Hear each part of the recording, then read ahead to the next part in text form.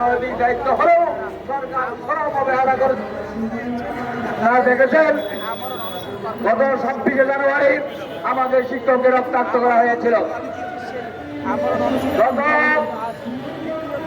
28শে October আমাদের শিক্ষকদের রক্তাক্ত করা হয়েছিল। গত 9 তারিখ দেখেছেন প্রাইমারি স্কুলের নন এমপি শিক্ষকের সাথে আমাদের শিক্ষকদের রক্তাক্ত করা হয়েছে। আমি জানতে চাই আর কত রক্ত জড়ালে এই একটাই শিক্ষকরা বেতন পাবে? সরকারের কাছে সবিনয়ে জানতে চাই, আপনারা কি চান আমার শিক্ষকরা না খেয়ে এভাবে নিজের জীবনকে আত্মহতি দিলে সরকার খুশি হবে, শিক্ষা উপদেষ্টা খুশি হবে, প্রধান উপদেষ্টা খুশি হবেন? যদি তাই আপনাদের মনসা হয়, যদি ইচ্ছা হয়, তাহলে আমাদের শিক্ষকরা প্রস্তুত আছে।